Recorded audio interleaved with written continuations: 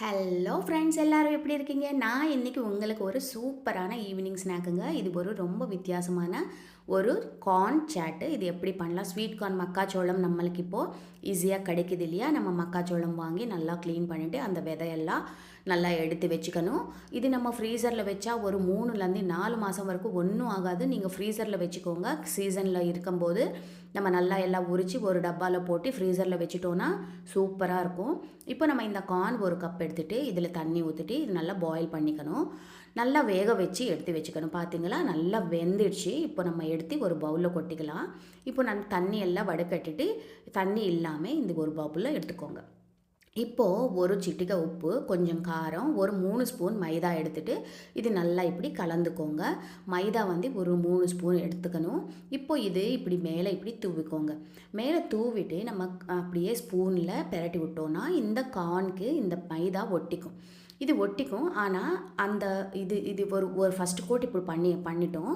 இப்போ என்ன பண்ணணும், ஒரு ஸ்பூன் தண்ணி தெளிக்கணும். ரொம்ப தண்ணி தெளிக்காதீங்க, ஒரே ஒரு ஸ்பூன் தண்ணி தெளிக்கணும். மேலே தெளிச்சிட்டு அப்புறமா திருப்பி இந்த கார்ன்ஃப்ளோர் மைதா ஃப்ளோர் மிக்ஸ் மீதி இருக்குது இல்லையா, அதுவும் இது மேலே இப்படி கொட்டிட்டு திருப்பி இன்னொரு வாட்டி கிளறுங்க. இப்போ பார்த்தீங்கன்னா எல்லா மக்காச்சோளமுக்கும் நல்லா இந்த மைதா மிக்சர் வந்து நல்லா கோட் ஆகிடுச்சு. பார்த்தீங்கன்னா மேலே ஒரு லேயர் மாதிரி நல்லா மேலே அப்படி கோட் ஆகிடுச்சு இல்லையா.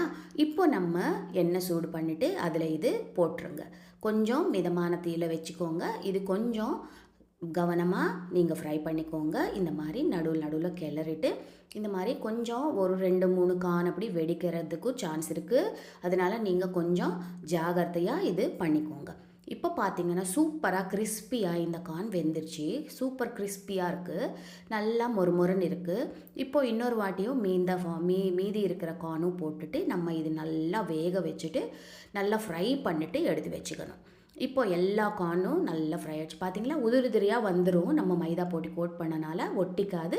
நம்ம இப்போ எல்லாம் எடுத்துகிட்டு ரெடி பண்ணி வச்சுக்கோங்க. இப்போ ஒரு பவுலில் கட் பண்ண கொத்தமல்லி, பச்சை மிளகாய், தக்காளி, வெங்காயம், அப்புறம் உப்பு, கொஞ்சோண்டு காரம், சாட் மசாலா எல்லாம் நீங்கள் போட்டுக்கோங்க.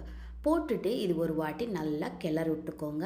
இது நல்லா கிளறினதுக்கப்புறம் மிக்ஸ் பண்ணதுக்கப்புறம் நம்ம ஃப்ரை பண்ணி வச்சுருக்கோம் இல்லையா கார்னு, அந்த கார்ன் இதில் கொட்டிடுங்க. இந்த கார்ன் நல்லா இப்போ நம்ம சாப்பிட்றோன்னா அப்போ தான் செய்யணும். அப்போ தான் நல்லா கிறிஸ்பியாக நல்லாயிருக்கும். நம்ம செஞ்சு வச்சிட்டோன்னா நல்லா இருக்காது. கொஞ்சம் ஒரு மாதிரி அந்த கிறிஸ்பினஸ் இருக்காது, மொறுமொறுன்னு இருக்காது. இப்போ நம்ம இதெல்லாம் கலந்து விட்டுக்கணும். பார்த்திங்களா, பார்க்குறதுக்கே ரொம்ப சாப்பிட்ணுன்னு தோணும், அந்த மாதிரி இருக்கும். இப்போ நம்ம ஒரு எலுமிச்சம்பழம் எடுத்துகிட்டு பாதி எலுமிச்சம்பழம் இது மேலே அப்படியே ஜூஸ் புழிஞ்சிடுங்க. சூப்பரான கார்ன் சாட் ரெடி ஆகிடும். கண்டிப்பாக ட்ரை பண்ணி பாருங்கள்.